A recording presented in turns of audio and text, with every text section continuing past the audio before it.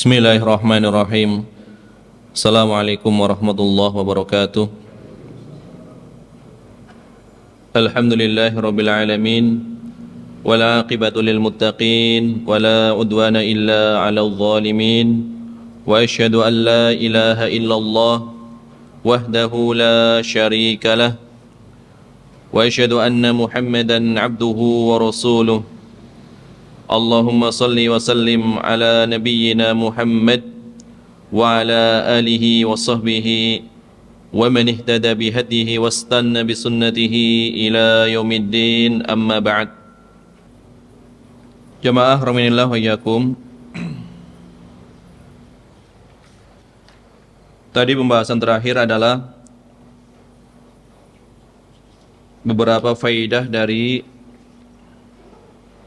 hadis yang diriwayatkan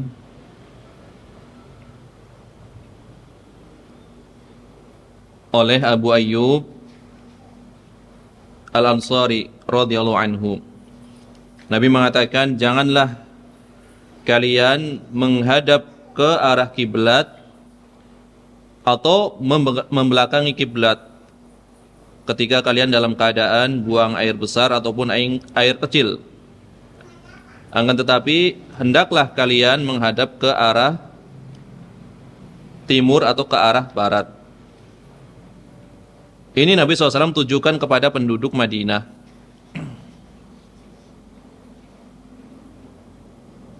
Karena kiblatnya menghadap ke arah selatan. Adapun apabila kiblatnya tidak menghadap ke arah selatan ataupun ke arah utara, maka larangannya berarti apa? Perintahnya adalah janganlah kalian menghadap ke arah kiblat. Kalau Indonesia berarti janganlah menghadap ke arah barat. Berarti hendaklah kalian menghadap ke arah utara atau selatan. Ini kalau di Indonesia. Ya. Tadi pendapat yang kuat adalah di dalam hadis ini terdapat faidah diharamkannya bagi orang yang qada hajat menghadap atau membelakangi kiblat apabila di luar bangunan tidak ada penghalangnya. Adapun kalau di dalam bangunan atau ada penghalangnya maka dibolehkan. Ya, berdasarkan riwayat yang lainnya, riwayat dari Ibnu Umar, kemudian riwayat dari Jabir. Ini adalah pelajaran yang pertama. Kemudian pelajaran yang kedua dari hadis ini. Hadis ini adalah sebagai dalil tentang pengagungan terhadap Ka'bah dan penghormatan terhadap Ka'bah. Karena Ka'bah adalah Baitullah Azza wa Jal, yang Allah menyandarkan Ka'bah tersebut kepada dirinya. Ya, sebagaimana firman Allah Ta'ala di dalam surat Al-Hajj ayat ke-26. Wattahhir baitiya, dan sucikanlah rumahku. Jadi rumah disandarkan kepada Allah Azza wa Jal. Ini menunjukkan kemuliaan. Apa-apa yang disandarkan kepada Allah itu menunjukkan kemuliaan. Nabi SAW seorang hamba, disandarkan kepada Allah, Abdullah, hamba Allah. Untanya Nabi Soleh disandarkan kepada Allah. Ya, Naqahnya siapa? Naqah dari Allah. Unta yang dikaruniakan Allah kepada Nabi Saleh. Karena ini disandarkan, rumah disandarkan kepada Allah. Baitullah berarti mempunyai kemuliaan. Makanya Ka'bah ini memiliki ya kedudukan yang tinggi, tempat yang tinggi di hati-hati setiap orang yang beriman. Makanya Allah Subhanahu wa taala mewajibkan kepada setiap orang yang sholat untuk menghadap ke arahnya. Ini menunjukkan kemuliaan. Ya. Yang mana sholat adalah diantara keadaan yang sempurna bagi seorang yang sedang menghambakan diri kepada Allah. Ini keadaan hamba yang paling sempurna adalah keadaan ketika dia sholat menghadap Rabbnya. Diwajibkan menghadap ke arah Ka'bah, berarti mulia Ka'bah di sini. Ya, sholat di sini adalah sebagai tali penyambung antara seorang hamba dengan Rabbnya. Maka sudah selayaknya, ya, Ka'bah itu disucikan, ya, dari segala sesuatu yang kotor, meskipun dari sisi mengarahkan. Itu mengarahkan seorang yang qadha hajat, mengarahkan ke arah kiblat. Ya, karena qadha hajat kan berkaitan dengan sesuatu yang kotor. Tidak selayaknya Ka'bah, ya, ditujukan ke arahnya sesuatu yang kotor.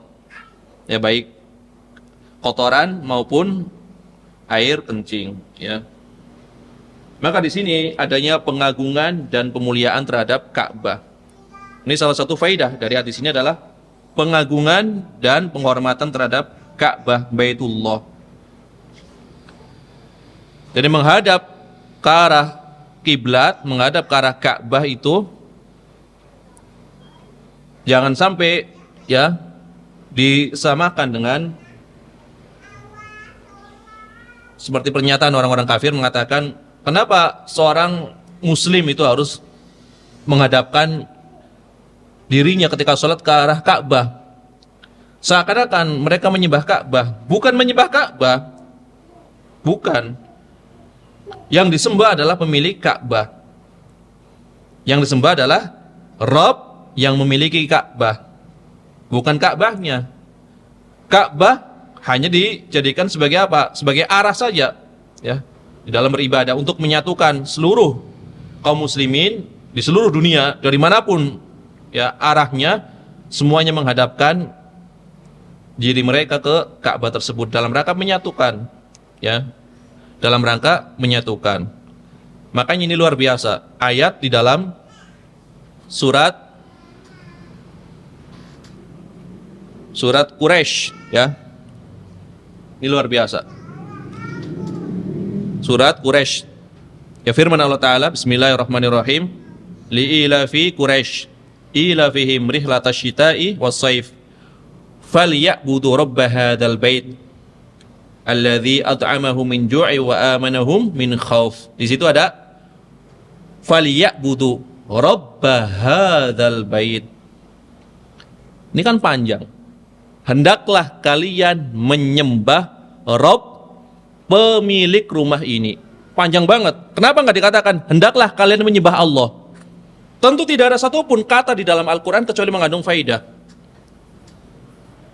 Beribadahlah kalian kepada Allah. Cukup nggak secara makna? Cukup tentunya. Tetapi ini dinyatakan di dalam Al-Quran, ya, karena orang Quraisy ketika itu mendapatkan nikmat dari Allah, maka hendaklah mereka beribadah kepada Rabb pemilik rumah ini. Jadi ketika ada orang-orang kafir mengatakan orang muslim menyembah Ka'bah, dibantah dengan ayat ini, yang disembah bukan Ka'bahnya, ya. Yang disembah bukan Ka'bahnya, tapi Rabb yang memiliki Ka'bah ini. Mana dalilnya? Surat Quraisy.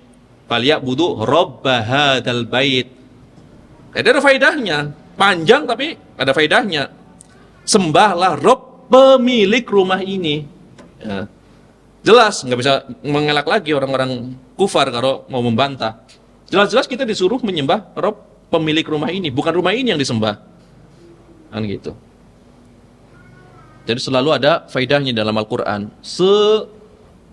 Setiap kata yang Allah letakkan di dalam Al-Quran pasti mengandung faedah. Sama kisah Nabi Musa kan berulang dalam Al-Quran. Berapa kali diulang itu kisah Nabi? Ya, Musa alaihissalam, Isa alaihissalam, atau nabi yang lainnya beberapa yang disebutkan secara berulang di dalam Al-Quran. Tetapi setiap menyebutkan kisah selalu ada faidah tambahan. Selalu. Kisah Musa diulang berapapun pasti ada yang ditekankan ini, bagian ini. Di ayat yang lain yang ditekankan bagian ini. Padahal kisahnya sama. Jadi tidak ada yang sia-sia di dalam Al-Quran, karena Al-Quran adalah kalamullah, ya. Kalam Rabbil Alamin, tentu mu'jiz, melemahkan seluruh kalam. Jelas ini harus diyakini. Ya. Tidak ada keraguan padanya. Tidak ada cacat di dalamnya. Kitab yang sempurna, yang tidak ada cacatnya, hanya satu. Kitabullah Al-Quran. Adapun yang lainnya, sesahih apapun, pasti ada celah untuk bisa dikritik. Ya, Sahih Bukhari disepakati kitab yang paling sahih setelah Al-Quran. Sahih Muslim juga demikian. Tetapi pasti ada kekurangannya. Karena tidak ada satupun kitab yang sempurna, kecuali pasti ada kritikan di dalamnya. Kecuali Kitabullah Al-Quran, yang selamat dari segala macam aib, selamat dari segala macam kekurangan. Karena kalamullah Rabbul Alamin. Ini adalah pelajaran berikutnya. Kemudian pelajaran berikutnya dari hadis ini,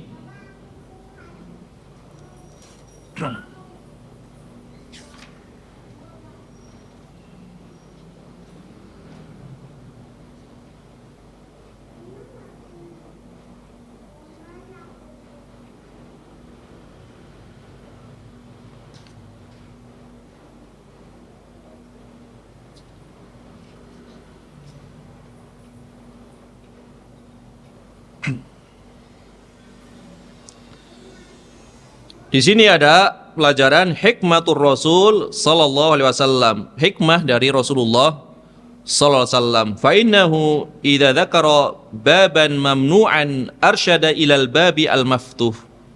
Ya, arsyada ila al-bab al-maftuh. Di sini ada hikmah dari Nabi sallallahu alaihi wasallam ketika beliau ya menyebutkan suatu pintu yang di dalamnya ada larangan, maka Nabi memberikan solusinya, ya, yaitu pintu yang lainnya yang maknanya adalah sebagai solusi dari larangan tersebut. Kan Nabi melarang, janganlah salah seorang di antara kalian menghadap kiblat atau membelakangi kiblat ketika buang air. Ini kan larangan. Tertutup berarti. Kita tidak boleh menghadap ke arah kiblat atau membelakanginya. Maka Nabi membuka pintu yang lainnya. Bagaimana solusinya?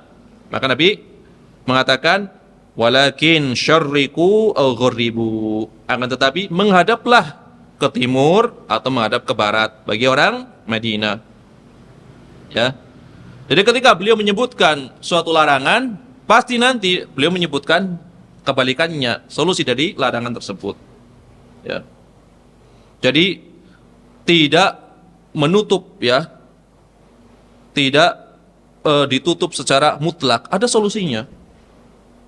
Ini adalah diantara hikmah dari Nabi sallallahu alaihi wasallam, dan ini menunjukkan bagusnya pengajaran Rasulullah sallallahu alaihi wasallam. Beliau mendakwahkan ya agama ini, agama Allah kepada manusia dengan hikmah. Karena sebagian orang, kata Syekh Muhammad bin Shalih Al-Utsaimin, mereka mengatakan ini adalah haram, seperti itu. Habis itu diam, tidak memberikan solusi. Bagaimana solusi biar ini tidak haram? Bagaimana solusinya? Harusnya diberi solusi. Cuma dikatakan ini haram, habis itu ditinggalkan, tidak diberi solusi. Ya.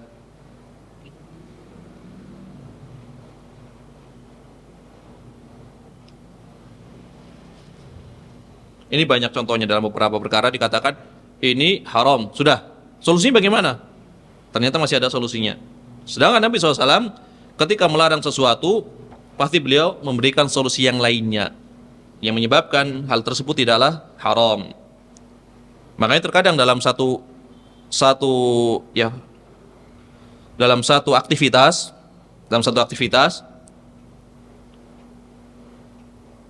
yang nanti hasilnya sama, terkadang yang satu haram, yang satu ternyata tidak haram. Ya, hasilnya sama, yang didapatkan sama di ujungnya. Ini biasanya dikaitkan dengan muamalat. Ya, transaksi dan seterusnya. Ujungnya sama, hasilnya sama yang didapatkan. Ternyata yang satu haram, yang satu ternyata boleh. Ini disebabkan karena akad. Ini didapatkan dari mana? Dari kaidah-kaidah yang berkaitan dengan masalah muamalat ataupun riba. Terkadang kaidah yang secara umum. Kemudian para ulama ketika membaca riwayat-riwayat tersebut itu menerapkannya pada kasus-kasus tertentu. Misalkan ya, ketika Nabi SAW mendengar seorang yang menceritakan keindahan tubuh wanita, diceritakan secara detail. Tentu yang mendengar tidak melihat, karena hanya mendengar, cuma digambarkan. Maka Nabi SAW mengatakan, janganlah engkau menggambarkan keindahan wanita seperti itu, karena orang yang mendengar seakan-akan sama dengan orang yang melihatnya. Nah, di sini para ulama mengambil ya istimbat ya di antara kesimpulan hukum yang berkaitan dengan jual beli. Ya. Berarti ketika jual beli misalkan online, apakah harus melihat? Kalau melihat kan jelas ini gambarnya. Atau hanya menyebutkan ciri-cirinya. Tadi sebagaimana mengatakan boleh asal ciri-ciri dengan jelas disebutkannya secara detail. Karena Nabi mengatakan jangan menceritakannya, karena mendengar rincian itu sebagaimana engkau melihatnya, kan gitu. Padahal ini nggak ada kaitannya dengan jual beli tadinya. Cuma kaitannya apa? Orang yang mendengar itu seakan-akan sama dengan melihat, kan seperti itu. Jadi kalau misalkan untuk jual beli tapi nggak ada barangnya, cuma menceritakan dengan detailnya, ini ukurannya seperti ini warna ini bagus, cetakannya gini, ini sudah mencukupi. Karena sama dengan melihatnya, walaupun hanya dengan diungkapkan dengan kata-kata. Ada hikmah di situ. Kalau menjual sesuatu yang nggak jelas, horor kan jelas nggak boleh. Ini ada solusinya, ini bukan horor, karena udah diterangkan dengan detail. Dalilnya adalah tadi, ketika ada seorang sahabat yang menceritakan keindahan tubuh wanita secara detailnya.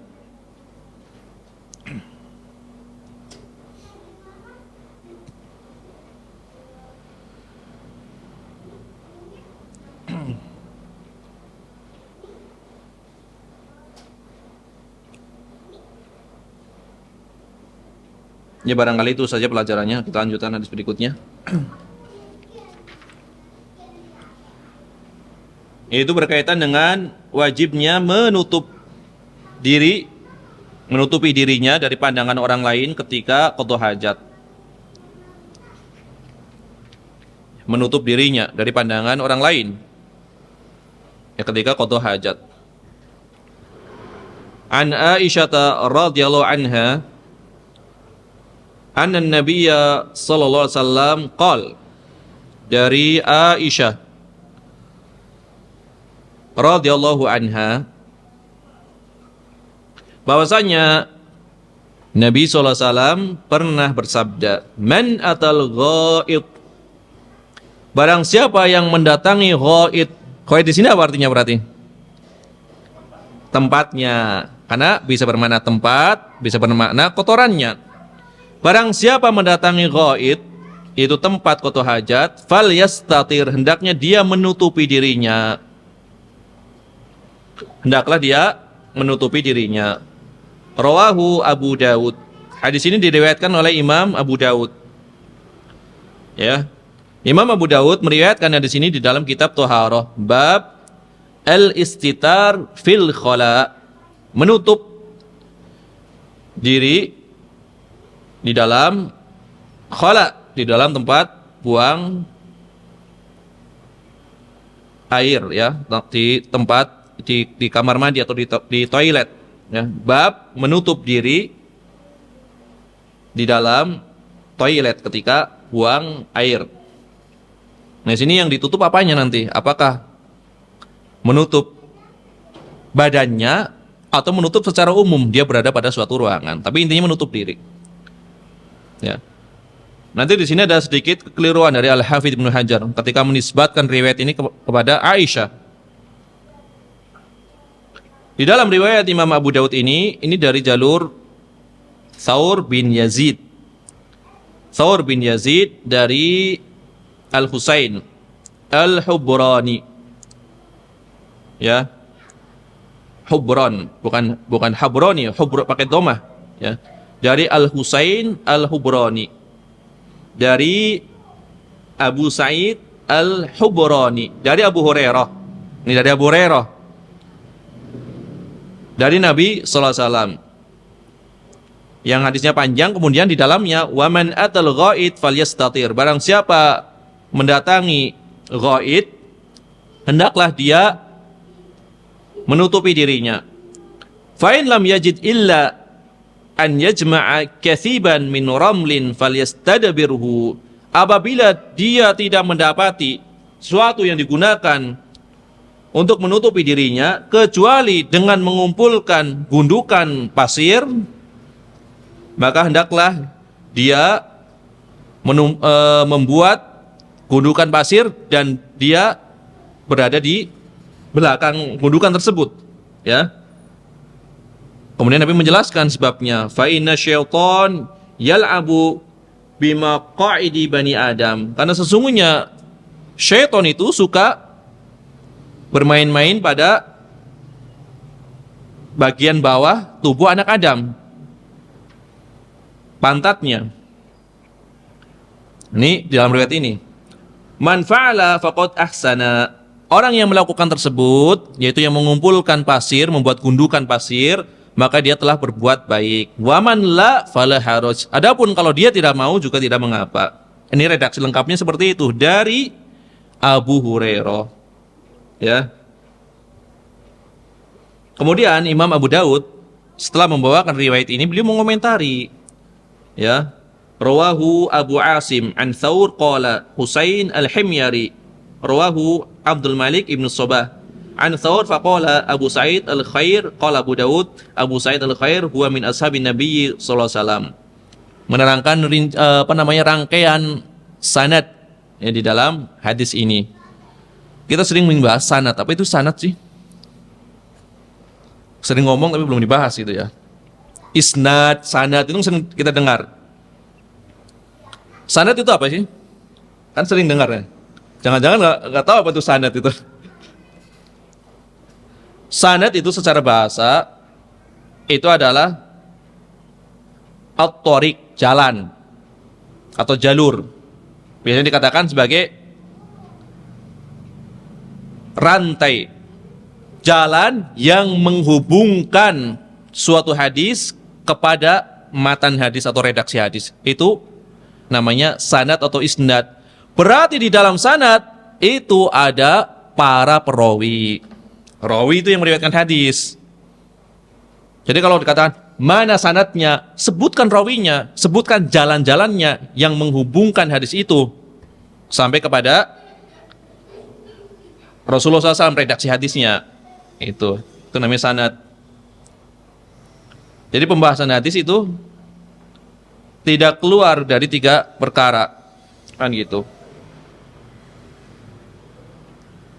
Yang pertama adalah pembahasan tentang rawinya. Yang kedua adalah pembahasan tentang matan hadisnya. Kemudian yang ketiga adalah pembahasan tentang sanadnya, seperti itu.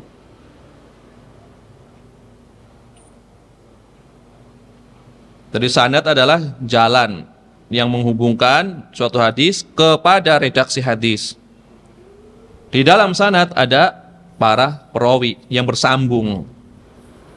Makanya kalau tidak ada sanadnya, tidak dianggap sebagai hadis. Ya.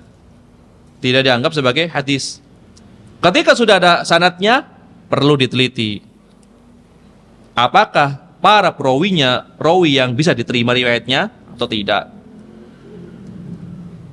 Kan gitu.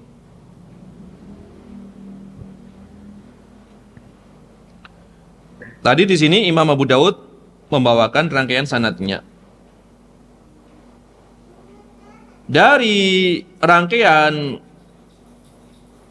rawi tadi, para perawi yang dibawakan oleh Imam Abu Daud di sini, ini menunjukkan bahwasanya nisbat riwayat ini kepada Aisyah radhiyallahu anha adalah keliru. Kekeliruan dari siapa? Al-Hafidz Ibnu Hajar. Al-Hawid mengatakan dari Aisyah. Nggak tahu kalau di tempat antum dari siapa? Hah? Aisyah. Yang betul dari Abu Hurairah. Ya. Berarti ini keliru, tapi nggak usah dicoret. Dikasih catatan kaki. Ini cara mengkoneksi kitab seperti itu. Di bawahnya kasih nomor, misalkan bikin footnote. Riwayat ini yang benarnya adalah dari Abu Hurairah radhiyallahu anhu. Ya.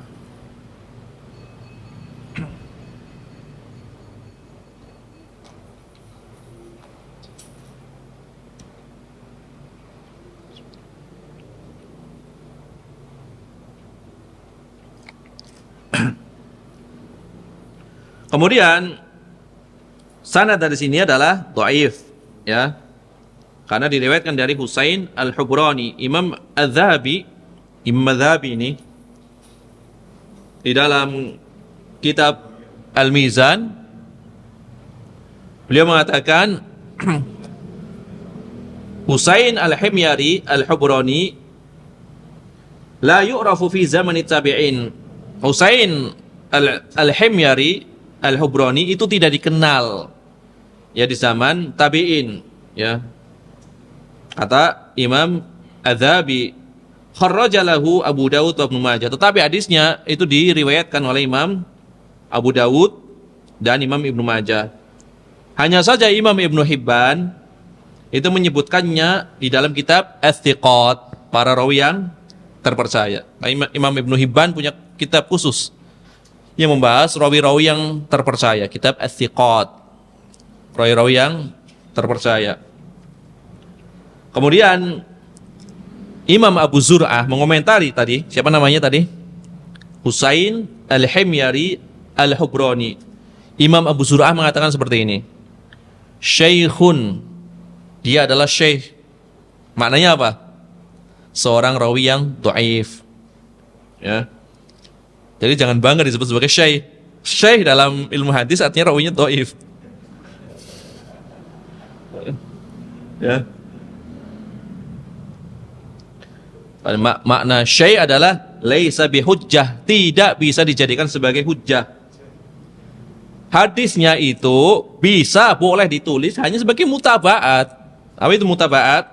Hanya sebagai penyerta, hanya sebagai penguat, nggak bisa berdiri sendiri. Kalau syai' ini meriwayatkan hadis, dhaif berarti riwayatnya. Itu syai' dalam istilah ilmu hadis, ya. Ada apa syai'? Syai' apa ini maksudnya? Syai' orang tua apa syekh ilmu hadis? Sama dikatakan makbul. Rawi ini makbul. Makbul kan diterima.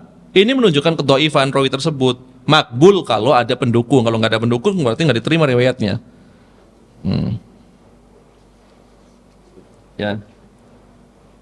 Ini ilmunya para lelaki, ilmu hadis itu. Tidak ada yang menyukai ilmu hadis kecuali para lelaki. Ya. Ada satu dua rawi dari kalangan wanita itu ada, tapi kebanyakan laki-laki yang gemar terhadap ilmu hadis. Ya karena membahas rawi, ini si fulan. Adapun Abu Sa'id Al-Hubrani, kalau tadi kan Husain Al-Himyari Al-Hubrani. Ini ada lagi. Ya, Abu Sa'id Al-Hubrani, ya, dikatakan karena mereka para ulama berselisih siapa sih dia, apakah dia seorang sahabi atau bukan, ya, apakah dia seorang yang majhul atau seorang yang sebaliknya bahkan thiqah. Ini berbeda pendapat, ya. Sebagian ulama mengatakan Abu Sa'id Al-Hubrani ini adalah seorang sahabi, seorang sahabat. Tetapi nisbat ini tentunya tidak benar, ya. Bahkan yang lebih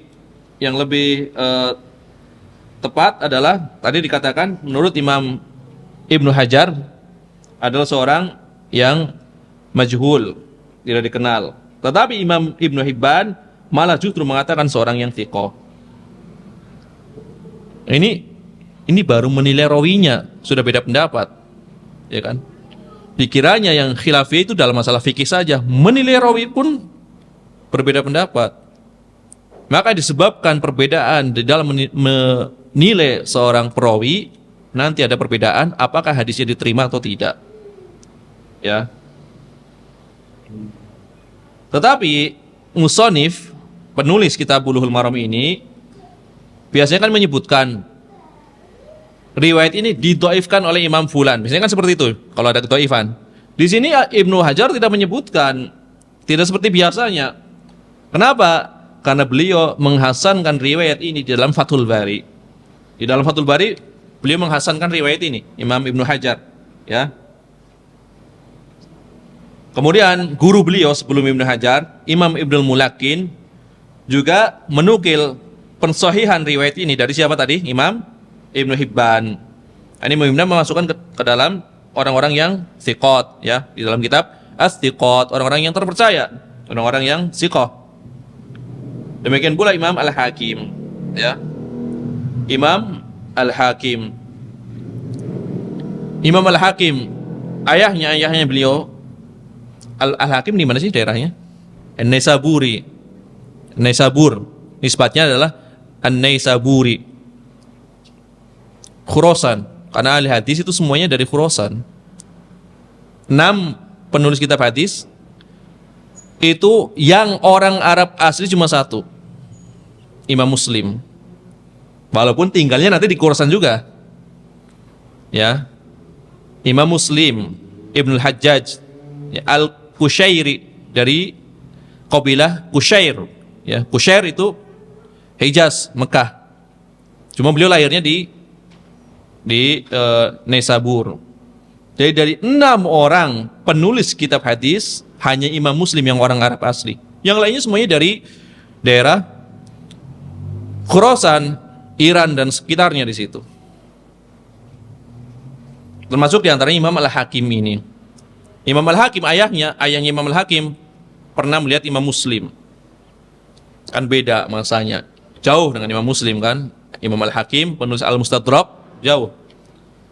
Maka kata ayahnya Imam Al-Hakim ini, aku pernah melihat Muslim, seorang pemuda yang tinggi perawakannya, badannya putih.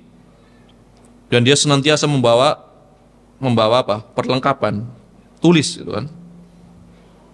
Karena dia telah menuntut ilmu hadis sejak umur berapa? 16 tahun atau berapa? Yang jelas beliau menulis kitab Sahih Muslim selama 15 tahun. Mengumpulkan Sahih Muslim selama 15 tahun. Hanya saja umur beliau tidak terlalu panjang. 55 tahun beliau. Karena beliau Imam Muslim lahir tahun 206 Hijriah. Wafat pada tahun 261 Hijriah. 55 tahun saja.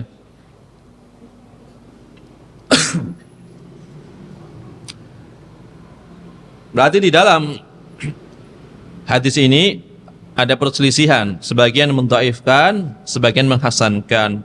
Termasuk yang menghasankan adalah Al-Hafidh, penulis kitab Bulughul Maram ini. Kalau di tempat antum apa itu? Di catatan kaki coba. Sahih, dhaif atau apa? Dhaif ya? Didhaifkan oleh Syekh Albani. Iya, riwayat Abu Daud. Riwayat siapa? Riwayat Imam Abu Daud. Cuma yang mendhaifkan kan di situ, yang mendhaifkan siapa? Keterangannya. Keterangannya apa di situ? Ya, dhaif Abu Daud berarti Syekh Albani yang nulis. Bukan Imam Abu Daudnya. Kan beliau mempunyai kitab Sahih Abi Daud, dhaif Abi Daud. Ya. Ya, ini dari sisi kedhaifan atau kesahihan, para ulama berbeda pendapat, sebagian mendhaifkan, sebagian mensahihkan atau menghasankan. Al-Hafidz Ibnu Hajar menghasankan, tapi sepakat maknanya sahih. Nah, ini kita tadi dari sisi sanadnya, ya. Dari sisi sanadnya. Dari sisi sanad, jalur, jalan yang menghubungkan ke redaksi, jalurnya sebagian mendhaifkan. Cuma maknanya sahih. Berarti redaksi hadis ini secara makna sahih, ya. Karena hadis ini, ya, di antara pelajaran dari hadis ini adalah sebagai dalil bahwasannya menutupi diri dari pandangan manusia ketika qadha hajah adalah sesuatu yang jelas, ya, dituntut atau sesuatu yang diharuskan. Maka telah berlalu pembahasannya bahwasanya apabila Nabi SAW ingin qadha hajat kan dia menjauh dari pandangan orang.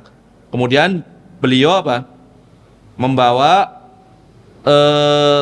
tombak yang kecil yang tujuannya bisa digunakan untuk menaruh pakaian beliau atau yang lainnya. Kemudian beliau mencari tempat yang tersembunyi. Entah beliau berada di bagian tanah yang rendah, kemudian beliau qadha hajah di bawahnya sehingga tertutup dari pandangan manusia. Berarti di sini ada dua perkara. Pertama adalah menjauh dari pandangan orang, yaitu menyendiri. Yang kedua adalah menutupi dirinya. Ya. Jadi hadis ini adalah meskipun taruhlah dikatakan hadisnya adalah hadis yang dhaif, tapi maknanya adalah sahih. Karena keumuman syariat itu menunjukkan bahwasanya maknanya benar, ya. Dan ini menunjukkan mencontoh perbuatan Nabi sallallahu alaihi wasallam sesuai dengan apa yang dicontohkan oleh Nabi sallallahu alaihi wasallam. Jadi keumuman syariat itu mendukung maknanya. Jadi para ahli fikih seperti itu ketika memahami suatu hadis, pertama memang betul dilihat secara sanadnya. Kemudian ketika terbukti sanadnya ternyata dhaif, dilihat maknanya. Apakah sesuai dengan kaidah syariat secara umum atau tidak? Apakah ada dalil lain yang mendukungnya atau tidak? Nah, ini tidak langsung ketika melihat hadis dhaif langsung dibuang. Makanya tetap dicantumkan. Ya, ada kalanya sebagai ya mutabaat atau syawahid atau penguat pendukung.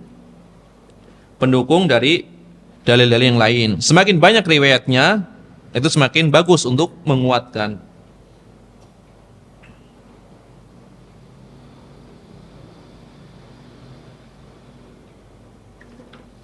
Kemudian ada riwayat lain dari sahabat yang mulia Ibnu Umar. Beliau mengatakan, "Kana Rasulullah sallallahu alaihi wasallam idza arada al-hajah tanahha wa la yarfa'u thiyabahu hatta yadnu minal ard." Di sini ada keterangan, ya tadi di ujungnya dikatakan wala yarfa'u thiyabahu hatta yadnu minal ard. Nabi tidak pernah mengangkat pakaiannya kecuali apabila beliau posisi badannya telah mendekati tanah. Itu untuk duduk atau jongkok ketika buang hajat, baru dibuka pakaiannya, ya. Jadi menjauh dari pandangan orang, kemudian beliau tidak mengangkat pakaiannya sebelum posisi badannya mendekati tanah tersebut, ya. Berarti di sini ada dua perkara tadi, menjauhkan dari pandangan, yang kedua menutupi diri. Kemudian riwayat yang lain dari hadisnya Bahas, ya, Bahas Ibnu Hakim, beliau mengatakan haddatsani abi, ayahku telah menceritakan kepadaku an jaddi, dari kakekku, qala, kakekku mengatakan, qultu, kata kakeknya, aku bertanya, ya Rasulullah, wahai Rasulullah, auratuna mana'ti minha wa ma nadhar, aurat kami ya Rasulullah kepada siapa boleh ditampakkan dan kepada siapa harus ditutupi. Ini bahasa secara makna. Kalau secara letternya mana'ti minha wa ma nadhar, maknanya adalah kami datang dengan aurat ini kepada siapa, kami meninggalkan aurat ini dari siapa, kan gitu. Maknanya apa? Kepada siapa aurat ini boleh ditampakkan, seperti itu. Maka Nabi mengatakan, ihfaz aurataka illa min zaujatik aw ma malakat yaminuk. Jagalah auratmu kecuali kepada istrimu atau kecuali kepada budak yang engkau miliki, budak wanita. Jadi kepada istrimu, kepada budak perempuanmu yang kau miliki, baru ya boleh ditampakkan, maksudnya seperti itu. Qala, maka kakeknya mengatakan, qultu ya Rasulullah, bertanya lagi. Fa idza kana al-qaum ba'duhum fi ba'd, apabila seorang itu mereka berkumpul satu yang dengan yang lainnya, bagaimana ya Rasulullah yang berkaitan dengan auratku? Qala, maka Nabi mengatakan, ini istata'ta an la yaraha ahadun fala yarayannaha. Jika engkau mampu agar tidak ada seorang pun yang melihat auratmu, maka hendaknya engkau lakukan. Bagaimana caranya? Silahkan, yang penting engkau usahakan jangan sampai seorang melihat auratmu. Ini berarti berkumpul bersama banyak orang. Qultu fa idza kana ahaduna khalian, kalau kami sendirian bagaimana ya Rasulullah? Sendirian. Kau tahu aja sendirian enggak? Sendirian kan? Qala fallahu ahaqqu an yustahya minhu. Allah itu lebih berhak untuk engkau malu darinya. Nah, ini dalil bahwasanya yang ditutupi bukan hanya berkaitan dengan tempatnya, tetapi badannya dia pun ditutupi, ya. Jadi ada dua hal yang harus ditutupi. Berdasarkan riwayat ini, berarti tidak boleh telanjang bulat seperti itu. Tapi kaitannya makruh, tidak sampai haram seperti itu. Ya. Nanti ada pembahasan bagaimana hukum mandi telanjang bulat, bagaimana hukum buang air telanjang bulat. Itu kan ada pembahasan. Bahkan di dalam beberapa pembahasan kita fikih ada larangan yang masuk ke toilet buang air dalam keadaan tidak memakai penutup kepala seperti itu. Tapi ini nggak sampai haram tentunya. Ini adab seperti itu. Tentunya kalau misalkan ke kamar mandi telanjang, nggak pakai satu pakaian pun, ya nggak sampai haram. Cuma kan ini irsyad, ya, petunjuk dari Nabi SAW. Jagalah auratmu kecuali kepada istrimu dan budak perempuanmu. Kalau bersama banyak orang bagaimana Rasulullah?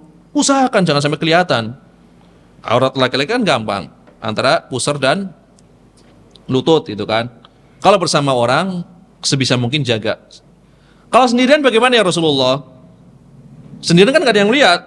Maka dikatakan Allah lebih layak engkau malu darinya, kan seperti itu. Ya walaupun sendirian jangan telanjang bulat pula kalau buang qada hajat seperti itu.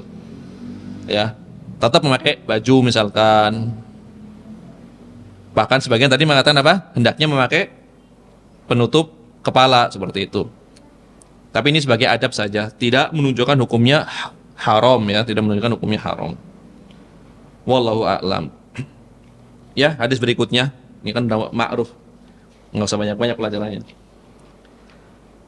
Yaitu zikir yang diucapkan ketika keluar dari toilet atau kamar mandi. Wa anha, dan darinya.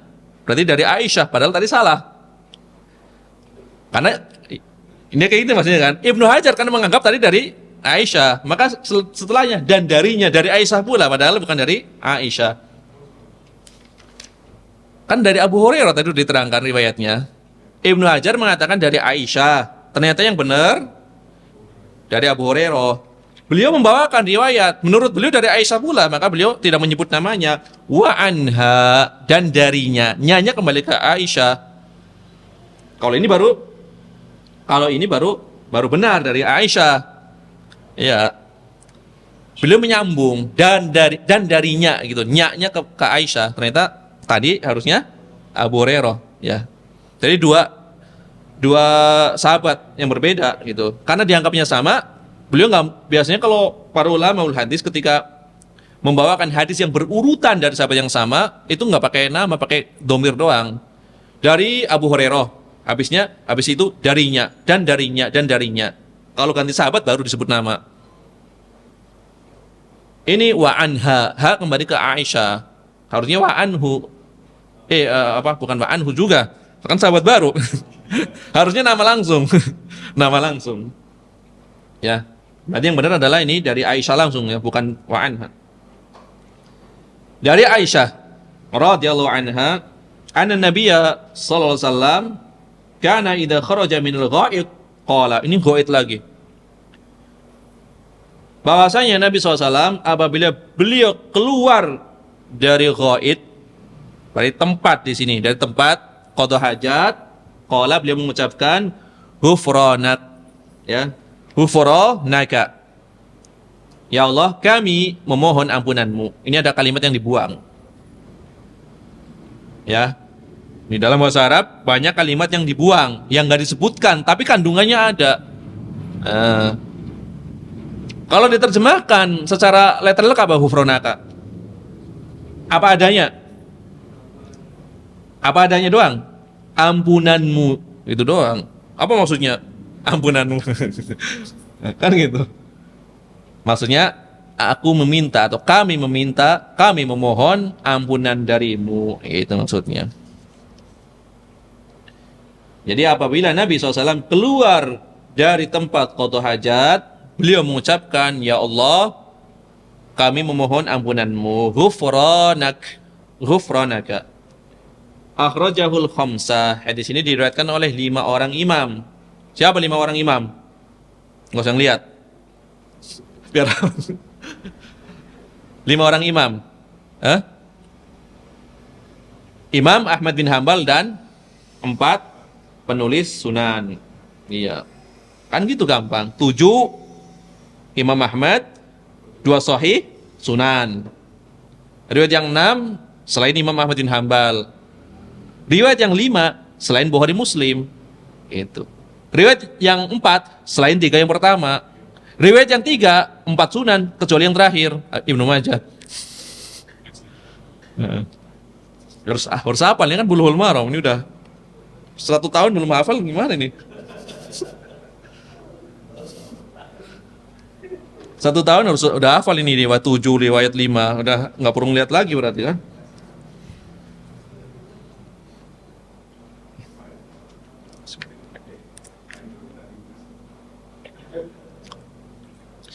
Ada nggak di dalam kitab Bulughul Maram riwayat 6? Riwayat 6 ada nggak? Kalau 7 kan jelas ada, 5 kan ada, 3 ada, 4 ada, 6 ada nggak? Teorinya ada, prakteknya nggak gitu. Di Muqaddimah, apabila aku menyebutkan riwayat yang 6 adalah selain Ahmad, tapi nggak ada riwayat 6 di Bulughul Maram. Ya. Di Muqaddimahnya disebutkan gitu. Kalau aku menyebutkan riwayat 6 berarti selain Ahmad, tapi nggak ada riwayat 6 di Bulughul Maram.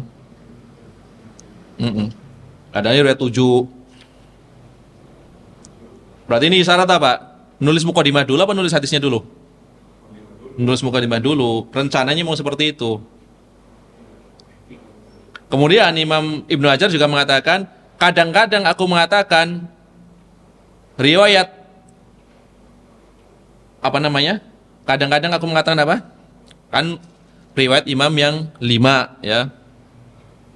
Kadang-kadang aku mengatakan riwayat 4 dan Ahmad, seperti itu kan? Benar nggak? Kadang-kadang aku mengatakan riwayat 4 dan Ahmad, betul nggak? Coba dilihat di Muqaddimah. Ya. Waqad aqulu al-arba'ah wa Ahmad. Terkadang aku mengatakan ini riwayat Imam 4 dan Ahmad. Ternyata nggak ada juga. Ada beberapa tempat tapi dibalik. Riwayat Ahmad dan 4. Itu kan. 4 dan Ahmad kan gitu ngomongnya kan. Tapi urutannya di Bulughul Maram nggak ada. Yang ada Ahmad dan 4 dibalik gitu. Tuh. Jadi unik nih Bulughul Maram. Tadi kita udah menemukan waham.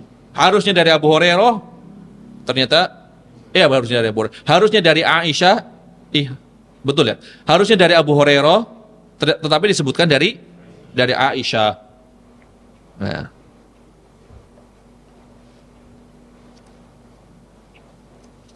Dan ini pentingnya bahas ya.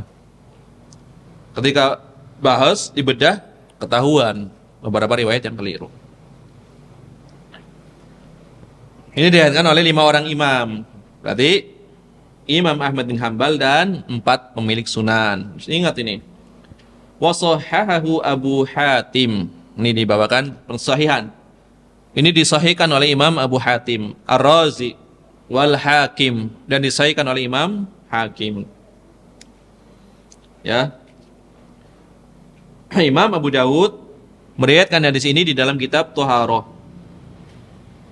Kemudian Imam At-Tirmidzi juga membawakan hadis ini dalam ya bab-bab Thaharah. Kemudian Imam An-Nasa'i ya di dalam kitab beliau, ya, kitab Amalul Yaum wal Lailah.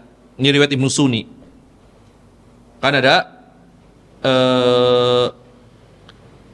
Ibnu Ahmar, ada Ibnu Sunni yang meriwayatkan kitab An-Nasa'i. Ini para ulama penulis kitab hadis yang 6 itu masing-masing memiliki rawi yang langsung bersambung meriwayatkan dari mereka. Kalau yang terkenal meriwayatkan dari Imam Nasa'i adalah Imam Ibnu Sunni, ya. Kitabnya terkenal. Imam Ibnu Sunni menulis kitab Amalul Yaum wal Lailah. Amal-amal harian.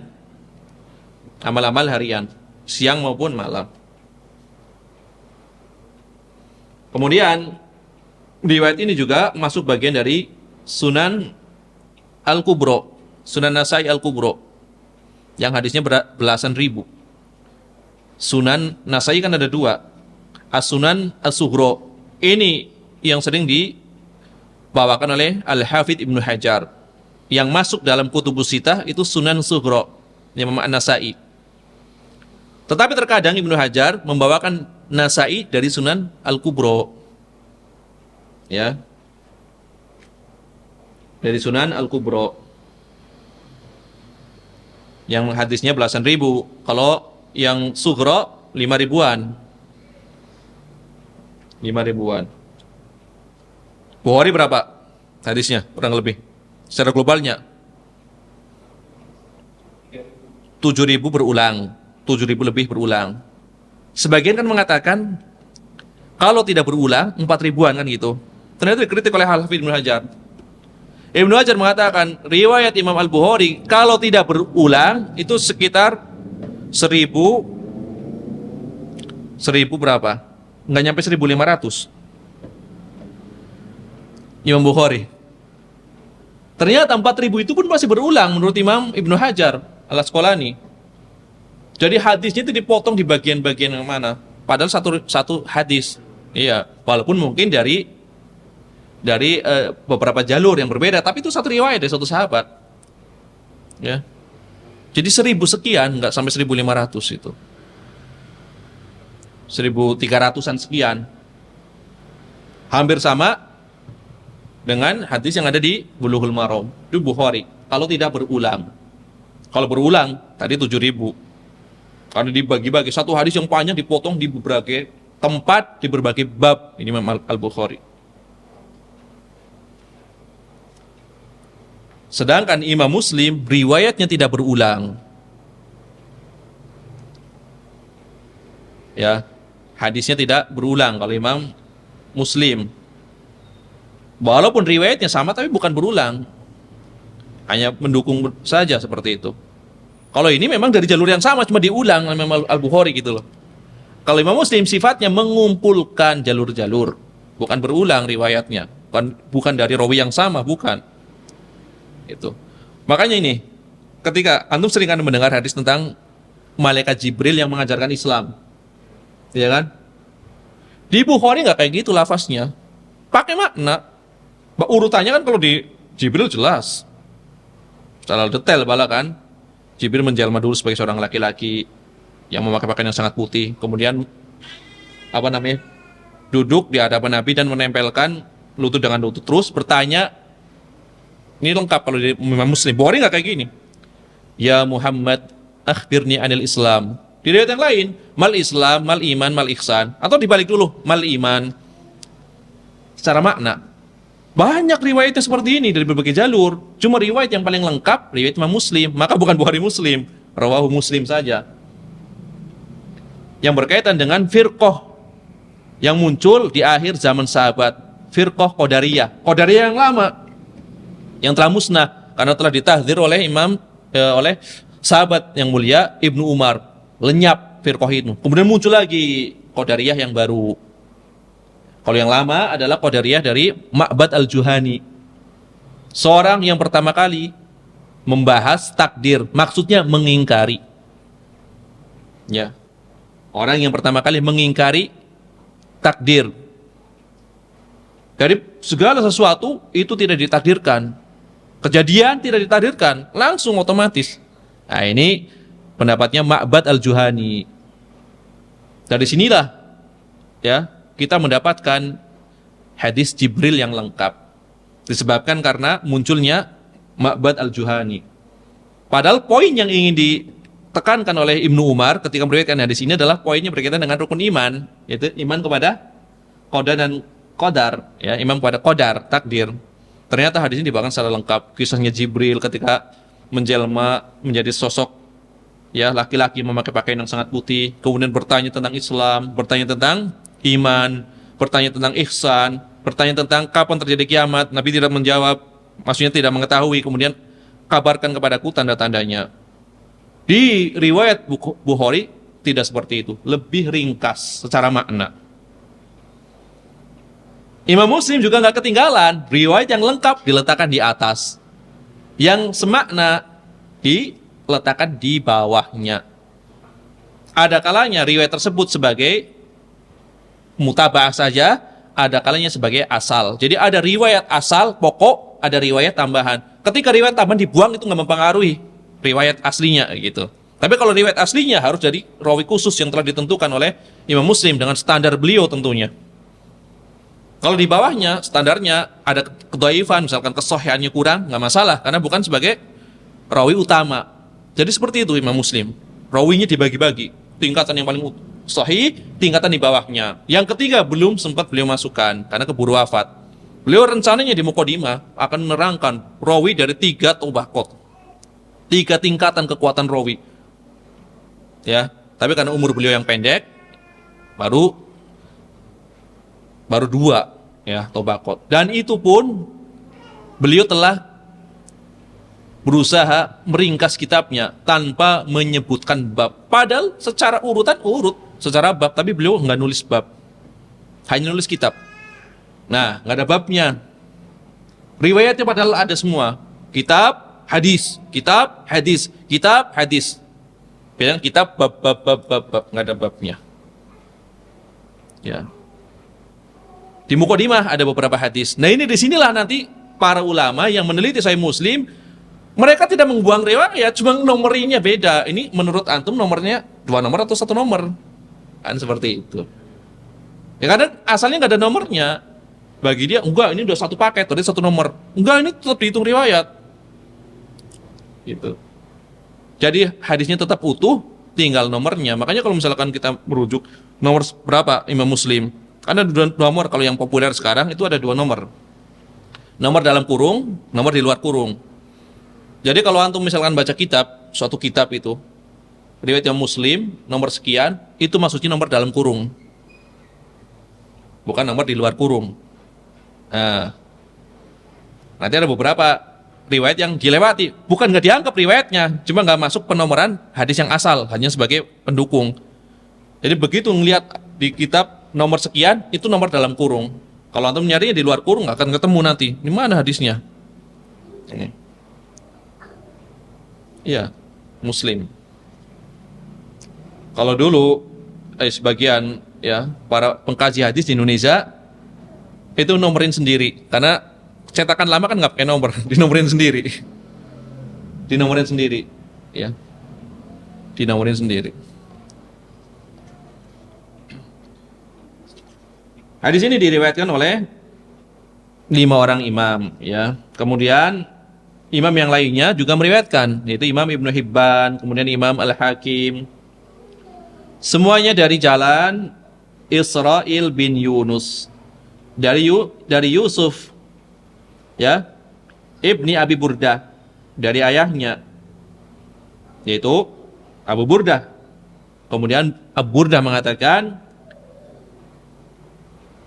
haddatsatni Aisyatu radhiyallahu anha bihi. Aisyah menceritakan riwayat ini kepadaku. Ya. Kata Abu Burdah.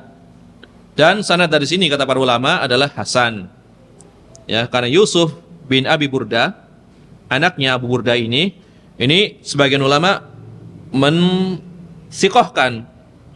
Kemudian Imam Al-Hakim diantaranya menyebutkan di dalam beberapa kitabnya tentang pernyataan sikohnya rawi ini. Imam Al-Ajli menyebutkan beliau seorang yang sikoh.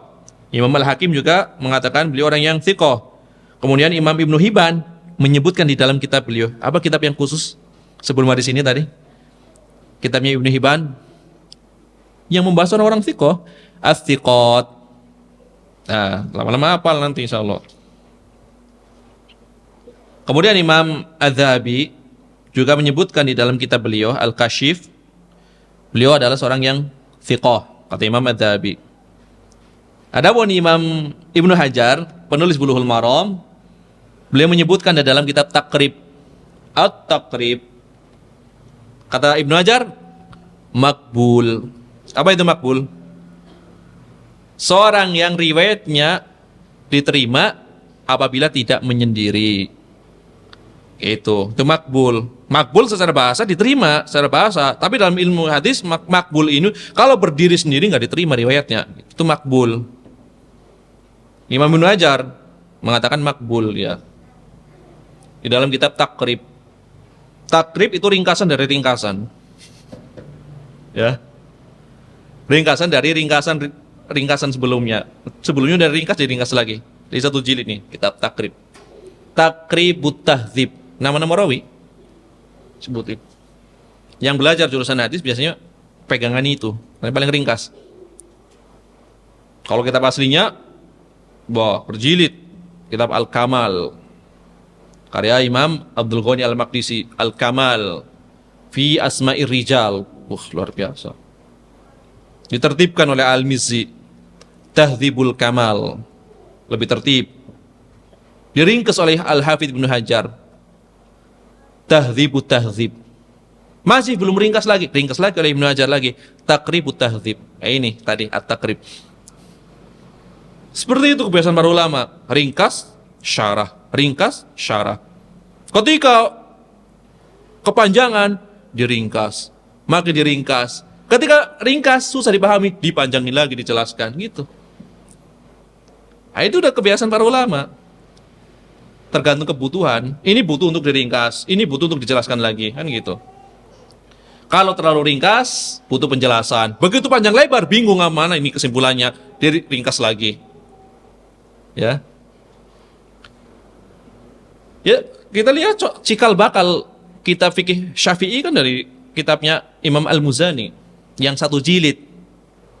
Itu cikal bakalnya dari kitab Al-Muzani. Al-Muzani itu meringkas dari berbagai kitab. Imam Syafi'i atau yang lainnya diringkaslah jadi Mukhtasar Al-Muzani. Kita fikih tapi menukil kalamnya Imam Asy-Syafi'i. Satu jilid doang, Mukhtasar Al-Muzani. Butuh penjelasan kan? Para ulama setelahnya mensarah.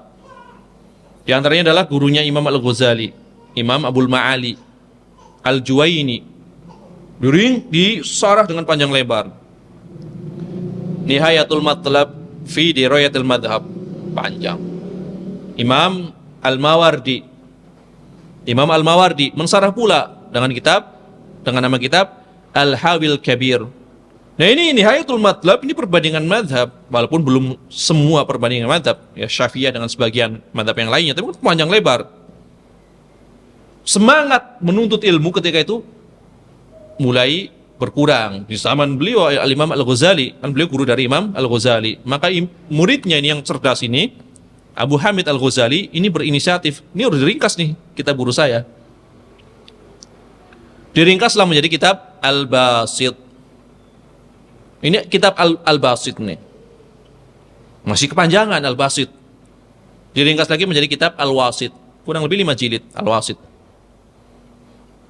Nah, suatu ketika ada orang berkaitan dengan kitab Al-Wasit, menukil kitab Al-Wasit, itu menyalahkan pendapatnya Imam An-Nawawi. Menukil dari kitab Al-Wasit. Imam Nawawi mengatakan, engkau menyalahkan pendapatku yang berkaitan dengan kitab Al-Wasit, padahal aku telah membaca kitab Al-Wasit sebanyak 500 kali. Dan itu. Kitab Al-Wasit memang nggak terlalu banyak jilidnya, kan udah ringkasan. Dari Al-Wasit ini diringkas menjadi satu jilid Al-Wajiz. Dari berapa tadi yang meringkasnya? Diringkas dalam kitab Al-Basit. Ringkas lagi menjadi Al-Wasit. Ringkas lagi menjadi Al-Wajiz. Satu jilid doang. Al-Wajiz ini karena satu jilid, itu ringkas, penuh rumus, mudah dihafal, nggak bisa dipahami. Kan gitu kan? Satu jilid, ya tentu kalau dihafal saja mudah dihafal, tapi susah dipahami. Tadi kepanjangan, puyeng. Diringkas, masih kepanjangan. Diringkas lagi, masih kepanjangan. Diringkas satu jilid, mudah dihafal, bingung lagi, ini apa maksudnya? Karena banyak rumus kan?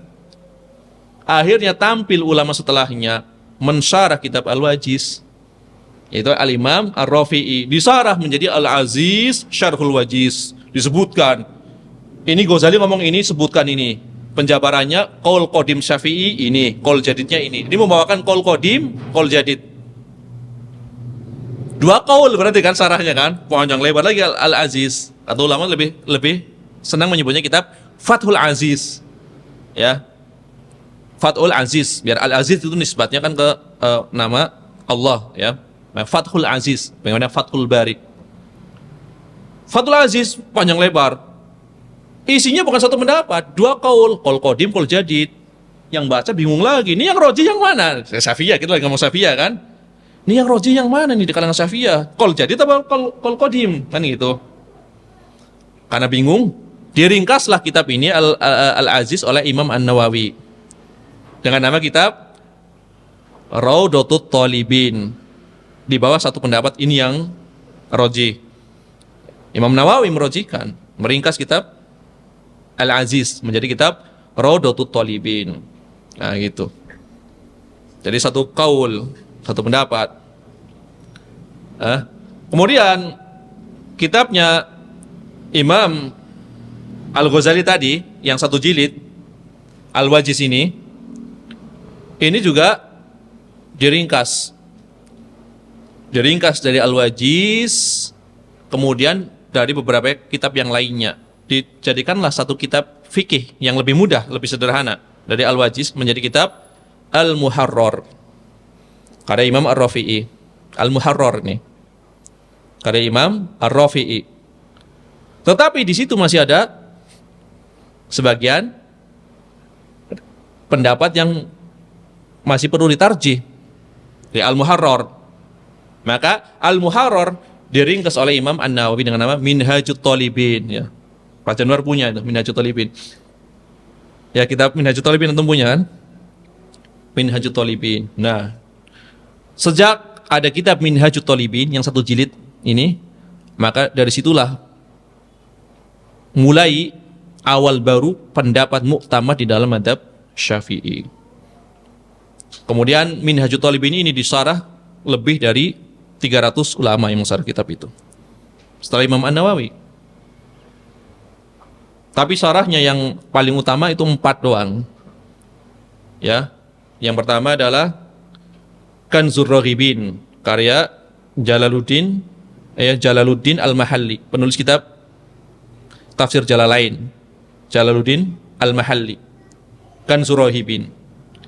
Kanzur Raghibin ini satu jilid tapi padat. Ini dijadikan sebagai kuliah S1 di Mahad atau di universitas yang patokannya mazhab Syafi'i. Kemudian yang kedua adalah Tuhfatul Muhtaj karya Ibnu Hajar Al-Haytami. Yang ketiga adalah Nihayatul Muhtaj karya Ar-Ramli, Imam Ar-Ramli. Yang keempat adalah Mughnil Muhtaj karya Al-Khatib Asy-Syirbini. Di 4 kitab ini ya. Kanzur Raghibin karya Al-Mahalli, kemudian Tuhfatul Muhtaj karya Ibnu Hajar Al-Haytami, kemudian Nihayatul Muhtaj karya Ar-Ramli, yang keempat adalah Mughnil Muhtaj karya Asy-Syirbini. Tetapi yang paling susah adalah yang kedua ini, Tuhfatul Muhtaj. Dari Tuhfatul Muhtaj inilah nanti muncul kitab Fathul Mu'in, karena beliau gurunya penulis kitab Fathul Mu'in. Ini sedikit silsilah Madhab Syafi'i. Jadi kitab seperti itu contohnya. Kitab fikih, ringkas sarah, tergantung kebutuhan. Demikian pula tentang rawi. Ini Ibnu Hajar yang sering dinukil adalah dari kitab At-Taqrib. Takrib di ringkasan dari kitab-kitab sebelumnya.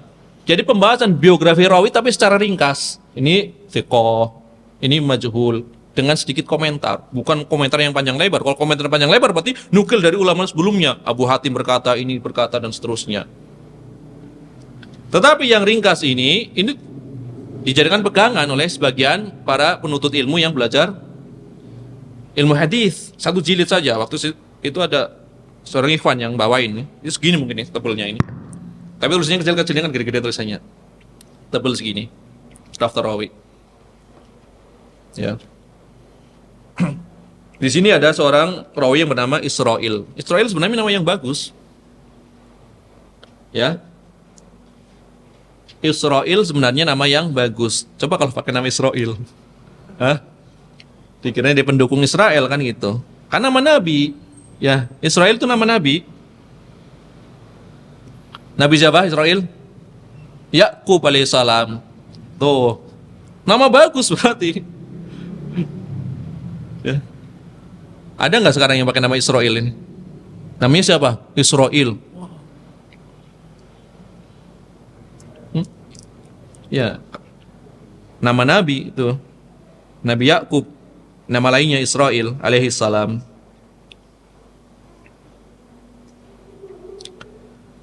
Kemudian kata Syekh Ahmad Syakir berkaitan dengan rawi yang bernama Israil ini, hadis ini adalah disebut sebagai hadis yang gharib. Gharib berarti satu jalur saja.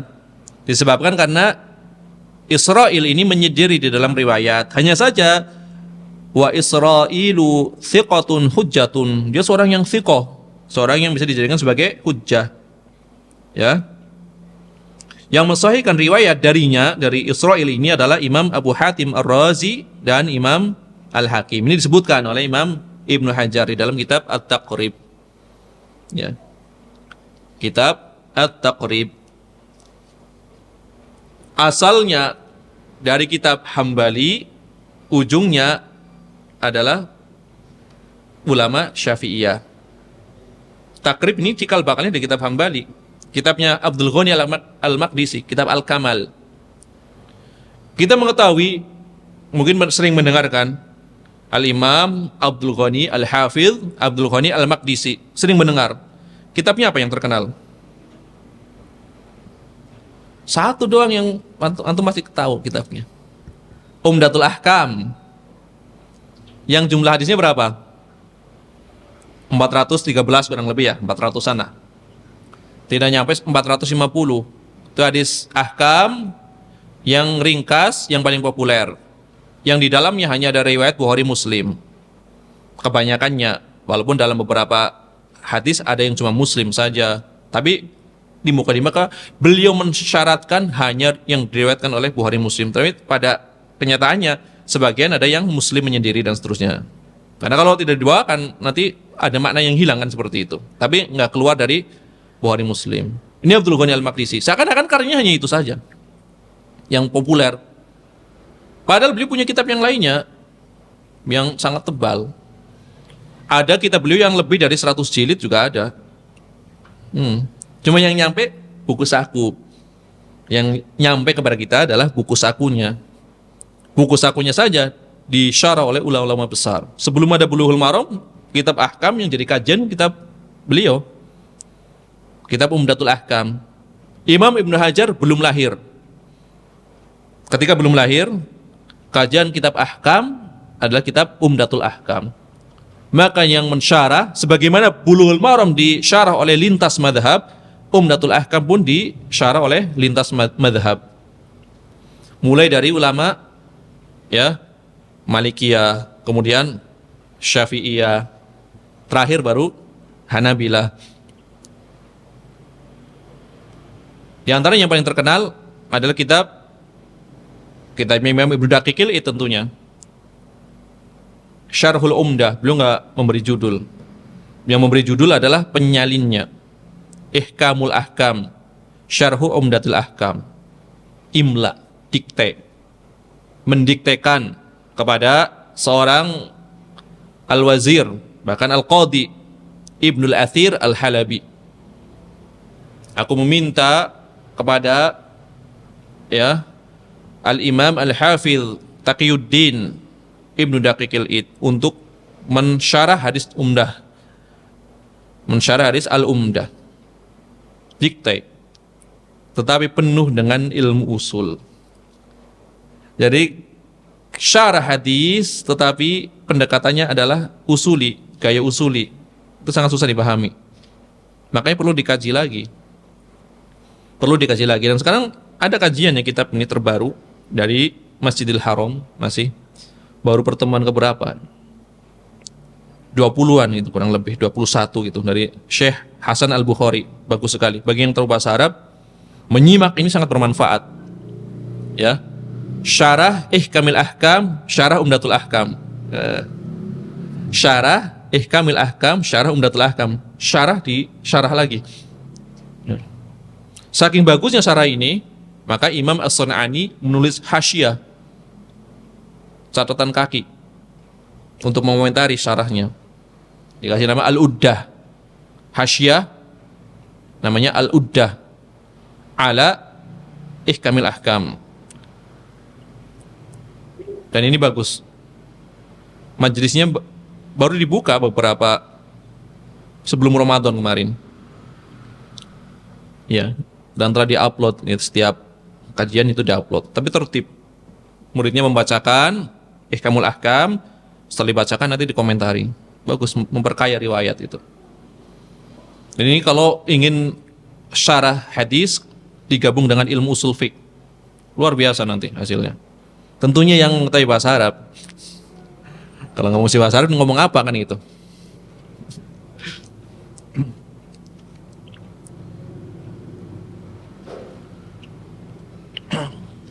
Ya, kemudian Imam Al-Hakim mengatakan hada hadisun sahih. Hadis ini adalah hadis yang sahih. Kemudian imam yang lainnya banyak sekali, ya. Tidak bisa disebutkan satu persatu yang mensahihkan riwayat ini. Imam An-Nawawi, Imam Ibnu Mulakin, Imam Ibnu Hajar, Syekh Al-Albani, semuanya ya mensahihkan riwayat ini. Nah, dan ini udah ma'ruf kan doanya, ghufranak, dikenal semua. Berarti dari maknanya sudah diketahui kalau ini adalah riwayat yang sahih. Ya, ghufranaka tadi dipotong. Ada kalimat yang dibuang. Jadi kalimat yang dibuang adalah as'aluka, aku memohon kepadamu wahai Allah, ghufranaka, ampunanmu. Karena kan ghufranaka, ampunanmu. Maksudnya apa? Aku memohon kepada engkau ya Allah, memohon ampunanmu. Itu. Sebagaimana firman Allah Ta'ala di dalam surat Al-Baqarah ayat 285, ghufranaka rabbana, ampunanmu wahai Rabb kami. Maksudnya apa? Berilah kami karunia, berilah kami pemberian, yaitu berupa ampunanmu. Namanya al-maghfirah. Maghfirah, pengampunan adalah al-maghfirah. Maghfirah itu maknanya adalah satrud dzunub wa tajawuz anha, ditutupi dari dosa dan tidak diazab. Itu namanya diberikan al-maghfirah, diberikan ampunan. Dosanya ditutup. Kemudian yang kedua, dia tidak diazab. Itu baru namanya diampuni. Karena nanti ketika di hari kiamat itu kan disidang itu. Setiap manusia itu disidang. Maka sebagian itu ada yang disidang secara terbuka. Aibnya itu ditampakkan. Atau sebagian yang lainnya disidang yang tertutup. Memang betul disebutkan dosa-dosanya, tetapi ditutup dari pandangan orang. Nah, sifat dari maghfirah ini adalah dosanya itu ditutup. Tidak ada satupun makhluk yang mengetahuinya. Kemudian tidak pula disiksa.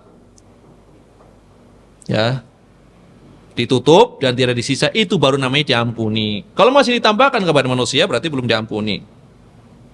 Jadi maghfirah itu berasal dari kata mighfar. Mighfar itu adalah alat seperti helm yang dipakai di kepala untuk melindungi diri ketika dalam peperangan. Nah, itu namanya mighfar. Topi perang kan ada penutupnya gini, topi penutupnya untuk menghindari dari sabetan pedang dan selainnya. Itu melindungi sifatnya. Sifatnya adalah melindungi dan menutupi. Melindungi dan menutupi. Berarti menjaga dirinya dari sabetan senjata lawan, menutupi dirinya dari pandangan lawan, memakai helm perang. Nah, sifat maghfirah juga seperti itu. Ampunan juga seperti itu. Ditutupi dari orang dan tidak diazab. Jadi dilindungi, dijaga dari azab. Allah tidak mengazabnya. Allah menutupinya, ditutupi dari pandangan orang, dari pengetahuan orang, dibebaskan dari azab. Ini maghfirah. Adapun hadis ini adalah dalil tentang disunahkannya ucapan ghufranak, ya, setelah qada hajat dan setelah keluar dari tempatnya. Ya, keluar dari tempatnya mendahulukan kaki kiri, kemudian mengucapkan ghufranak. Ini kalau dia qada hajatnya di dalam ruangan. Kalau di luar ruangan, misalkan kayak di padang pasir atau tempat terbuka, ini mengucapkan ini ketika meninggalkan tempatnya. Ya. Kenapa di sini dikatakan mustahab bukan wajib? Kenapa dikatakan mustahab, dianjurkan, bukan wajib? Karena ucapan ini adalah dalam rangka, ya, qurbah. Maksudnya adalah sekedar mendekatkan diri kepada Allah. Maka memberikan faedah istihbab, mustahab. Menurut pendapat yang lebih kuat dari pendapat kalangan ahli usul. Jadi ada beberapa ungkapan-ungkapan yang tujuannya sekedar untuk qurbah, mendekatkan diri. Apa yang dilakukan oleh Nabi SAW tujuannya adalah sebagai qurbah, sebagai pendekatan diri kepada Allah. Maksudnya seperti itu. Maka itu memberikan faedah mustahab, dianjurkan. Kemudian ini juga maknanya adalah doa, kan seperti itu. Kemudian apa kesesuaiannya? Kenapa orang dari kamar mandi kok dia mengucapkan ghufranaka? Hubungannya apa kira-kira? Hubungannya apa? Ini banyak yang membahas. Maksudnya memang tidak ada dalil khusus yang menyatakan hubungannya apa sih, kenapa dia mengucapkan ghufranaka, kan nggak ada memang kan. Cuma para ulama itu menggali hikmahnya. Imam Ibnul Qayyim itu menggali hikmah. Jadi kalau udah berbicara tentang Ibnul Qayyim ini luar biasa. Selalu memunculkan hikmah-hikmah yang kadang tidak kepikiran, beliau masukkan dalam kitab-kitab beliau. Kitab beliau penuh dengan hikmah. Ada kitab Ighatsatul Lahfan, ya. Ighatsatul Lahfan. Kemudian ada kitab Madarijus Salikin, Zadul Ma'ad, Al-Fawaid, Bada'iul Fawaid. Ada Al-Fawaid, ada Bada'iul Fawaid. Jadi beliau mengumpulkan faidah. Begitu ada faidah langsung ditulis. Apapun. Jadi nggak harus urut tentang bab apa. Beliau punya mendapatkan faidah, tulis di kitab. Akhirnya jadilah satu kitab. Tadinya faidah doang. Faidah dari tulis. Tentang Al-Quran, tulis. Tentang fikih, tulis. Dikumpulkan dari satu kitab, Al-Fawaid. Nulis lagi Bada'iul Fawaid, faedah yang lebih banyak lagi. Nah, di dalam kitab Ighatsatul Lahfan, Imam Ibnul Qayyim memberikan penjelasan berkenaan dengan kesesuaian doa ini bagi seseorang yang mengucapkannya. Maka beliau mengatakan annal insan, yang munasabatu hadza doa, kesesuaian doa ini kenapa diucapkan? Anal insan lamma khaffa jismuhu ba'da qada'il hajat, wartaha minal adza. Ketika seseorang tubuhnya itu setelah buang hajat itu menjadi ringan, menjadi nyaman, menjadi enteng, ya. Sekarang orang kebelet gitu kan, perutnya sakit, kan berat rasanya kan. Begitu keluar kotorannya, badan itu menjadi ringan setelah kotor hajat. Badan menjadi rileks, enteng. Ya. Maka seorang menjadi termotivasi untuk memikirkan beratnya dosa, beratnya siksaan diakibatkan dosanya dia. Ini baru kotoran yang ada di perut saya, yang membebani badan saya. Itu menyusahkan. Ketika kotoran ini keluar, badan saya menjadi ringan, badan saya menjadi enteng. Saya jadi berpikir, bagaimana beratnya dosa, akibat kesudahan azab yang akan ditimpakan kepada kita apabila Allah tidak mengampuni kita dari dosa-dosa, maka sudah selayaknya kita memohon ampun kepada Allah. Ghufranaka, mengingat. Jadi munasabahnya ada sebagai pengingat seperti itu. Ya. Fada'a rabbahu an yukhaffifa anhu adhiyatal itsm. Maka sudah selayaknya seorang itu berdoa kepada Rabbnya agar diringankan darinya, ya, siksa yang diakibatkan dosa-dosanya. Ya. Sebagaimana orang yang tadinya tubuhnya merasa nggak nyaman disebabkan karena belum buang kotoran, setelah kotorannya dibuang itu menjadi nyaman. Begitu pula dosa ketika masih melekat pada diri seseorang, selama belum diampuni, belum keluar dari seseorang, itu juga akan memberatkan. Maka memohon ampunan agar Allah mengampuni dosa-dosa. Ya.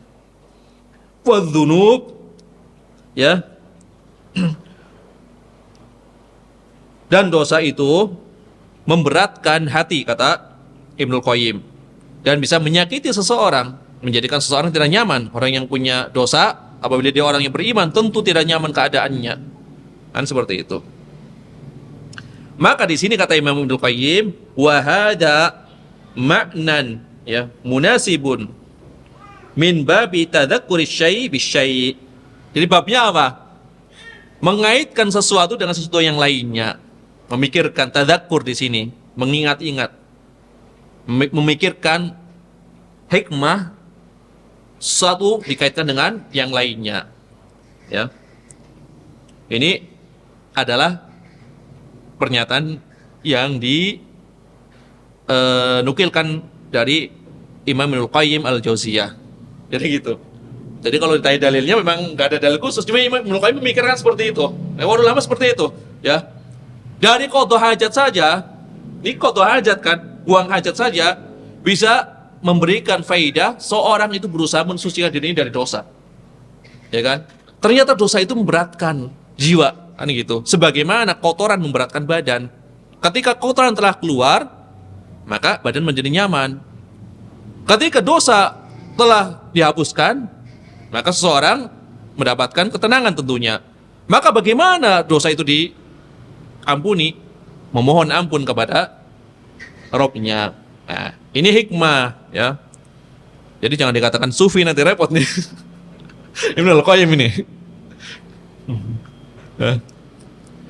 Imam Ibnul Qayyim, ya. Tadi kan bahas fikih mulu kan, sekali-kali bahas tazkiyatun nufus gitu.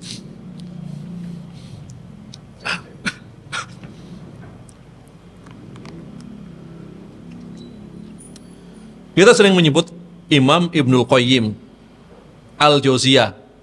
Ini juga perlu. Kenapa disebut Ibnul Qayyim Al-Jauziyah? Ibnu apa sih? Ini buat sakofah aja. Ibnu kan anak, ya. Ibnul Qayyim. Kalau pakai alif lam, Ibnul Qayyim gitu doang. Tapi kalau alif lamnya dibuang, mudah-mudahan Ibnu Qayyimil Jauziyah. Ibnu Qayyimil Jauziyah. Lengkap. Kalau pakai alif lam, Ibnul Qayyim saja. Beliau namanya siapa? Ibnul Qayyim namanya Muhammad bin Abi Bakar. Nah, Muhammad bin Abi Bakar. Ayahnya Imam Ibnul Qayyim adalah penanggung jawab, pengurus atau pembina madrasah Qayyim Al-Jauziyah. Jadi ada madrasah mazhab Hambali di zaman ayahnya, nama madrasahnya adalah Qayyim Al-Jauziyah. Beliau pengurusnya, penanggung jawab Madrasah Qayyim Al-Jauziyah. Maka anaknya dikatakan sebagai anaknya penanggung jawab Al-Qayyim Al-Jauziyah. Itu jadi iya. Pesantren ibaratnya lah bahasa kita lah. Pesantren Qayyim Al-Jauziyah. Kenapa Al-Jauziyah? Nisbat kepada Imam Ibnul Jauzi dulu. Ini dari masih keluarganya Imam, pendiri pesantren ini masih keluarganya Imam Ibnul Jauzi Al-Hambali. Iya. Ibnu Qayyim Al-Jauziyah. Anaknya pengurus Qayyim Al-Jauziyah, anaknya pengurus pesantren gitu loh. Pesantren Qayyim Al-Jauziyah.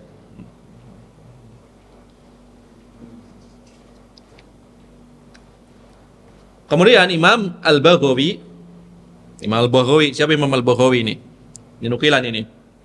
Ahli tafsir, ahli hadis, ya, ahli fikih. Beliau semuanya nulis. Tafsir beliau nulis. Nama kitab tafsirnya adalah Ma'alimut Tanzil. Tafsir Al-Baghawi, Ma'alimut Tanzil. Tafsir ringkas yang selamat dari kotoran-kotoran filsafat.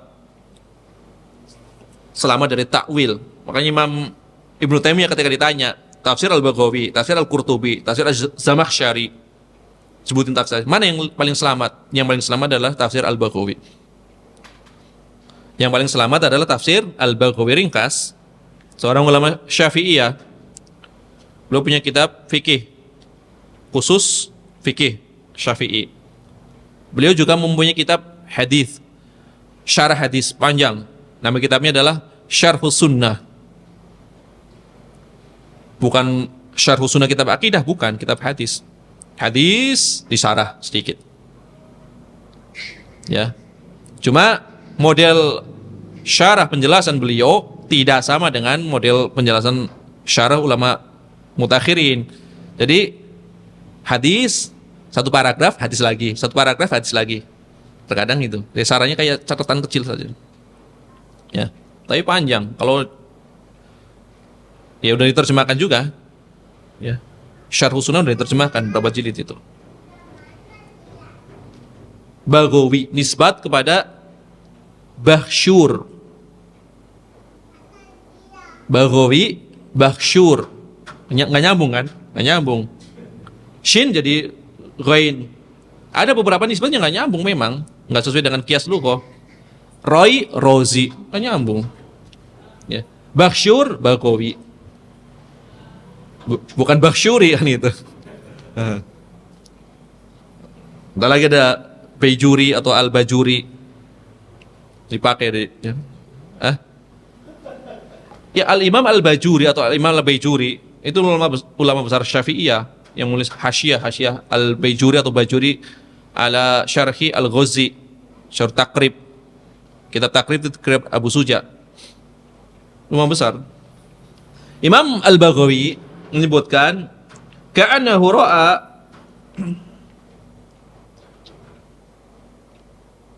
kata Imam Al-Baghawi ka'annahu ra'a tarkahu dzikrallahi ta'ala zamana lubsihi 'alal khala taqsiran minhu fatadarakahu bil istighfar.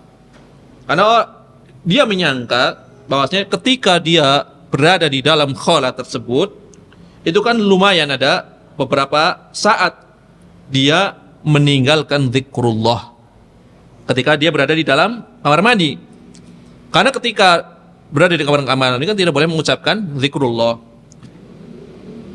Maka dia merasa ketika berada di dalam kamar mandi merasa keadaannya menjadi kurang maksimal kan gitu untuk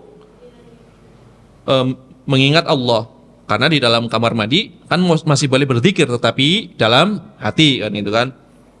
Maka ketika dia merasa kurang ya maksimal untuk dapat mengingat Allah, ada beberapa waktu ya sekian lama, Maka ketika dia keluar dari kamar mandi kan ada kesempatan untuk bisa maksimal, maka sesuai, cocok ketika keluar dari kamar mandi dia mengucapkan istighfar, ya, karena merasa kurang ya di dalam ketaatan ketika sedang masuk ke dalam kamar mandi. Ini yang mengatakan seperti ini telah didahului oleh para ulama sebelumnya, di antara Imam Al-Khattabi, kemudian Imam An-Nawawi menukil seperti itu. Jadi karena kita ketika masuk kamar mandi itu nggak maksimal kita untuk bisa berzikir kepada Allah. Pada keadaan Nabi SAW disebutkan adalah berzikir pada setiap waktu seperti itu. Sedangkan ketika kita masuk ke kamar mandi, kita nggak bisa berzikir dengan maksimal, kita merasa kurang. Maka sudah selayaknya ketika keluar dari kamar mandi kita istighfar.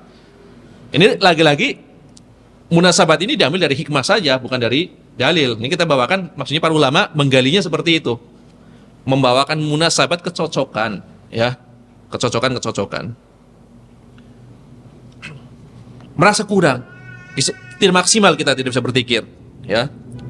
Maka ya sudah selayaknya setelah keluar dari kamar mandi kita berzikir.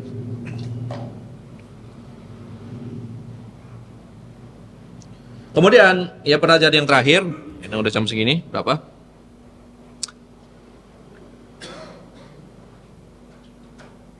Kata Syekh Abdul Al-Fauzan, warada fi hadzal mawdi ahaditsu yadhkuruha al-fuqaha lakinnaha dha'ifah. Di dalam bab tema pembahasan ini tentang zikir setelah buang hajat, itu terdapat beberapa hadis. Zikirnya bukan hanya ini, ya, akan tetapi semua hadisnya ada kedhaifan di dalamnya. Nanti akan kita bawakan satu dzikir contohnya yang masyhur di kalangan ahli fikih. Walidha qala Abu Hatim, oleh karenanya Imam Abu Hatim mengatakan as-sahhu ma fihi haditsu Aisyah kama taqaddam.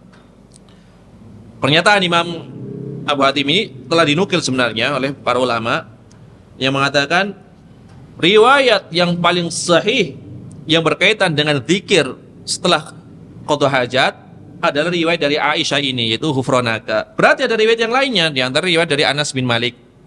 Ya, dikatakan di dalam riwayat ini, riwayat Imam Ibnu Majah dengan sanad yang dhaif, dikatakan kana Rasulullah sallallahu alaihi wasallam idza kharaja minal khala qala alhamdulillahilladzi adhhaba 'annil adha wa 'afani. Adalah Rasulullah sallallahu alaihi wasallam apabila beliau keluar dari tempat qada hajah, beliau mengucapkan alhamdulillah, segala puji bagi Allah, alladzi adhhaba 'annil adha, yang menghilangkan kotoran dariku dan memberikan afiah, ya, kepada diriku. Ini adalah riwayat dari Anas bin Malik yang masyhur, dan ini dipakai atau disebutkan di dalam kitab-kitab fikih. Ini adalah sunnah menurut madhab Hambali dan madhab Syafi'i. Jadi setelah ghufranaka dilanjutkan dengan alhamdulillahilladzi adhhaba 'annil adha wa 'afani. Doanya seperti itu. Kenapa dipakai di dalam madhab Hambali? Pertama, ini adalah fadhail. Zikir yang berkaitan dengan fadhail, yang berkaitan dengan karunia, meminta karunia. Yang kedua, kalaupun misalkan berkaitan dengan ahkam, di dalam madhab Hambali apabila tidak ada hadis yang sahih, memakai hadis yang dhaif lebih utama daripada qiyas, kan gitu. Ya. Ini dalam madhab Hambali khusus berkaitan dengan ahkam, apalagi fadhail. Adapun madhab yang lainnya tentu kalau fadhail boleh lagi, kan gitu. Dalam madhab Syafi'i ini fadhail, maka boleh diamalkan. Dan maknanya adalah sahih tentunya, segala puji bagi Allah yang telah menghilangkan, ya, kotoran dari diriku dan memberikan afiat kepadaku, kesehatan, ya, kepadaku. Ya, inilah yang bisa dibahas pada pertemuan kali ini. Insyaallah taala, ya, pada pertemuan yang akan datang kita akan menyelesaikan bab ini insyaallah. Berapa hadis lagi? Hah? Banyak atau enggak? Oh, banyak masih ya? Saya kira setipis ini ternyata banyak riwayatnya masih. Harusnya bisa seperti kali ya. Enggak, kalau pengulangan faedahnya enggak saya tambah. Kalau pengulangan lewat saja, hanya bacaan hadisnya. Kalau maknanya pengulangan hanya membacakan hadisnya saja. Hmm. Ada beberapa ya pengulangannya?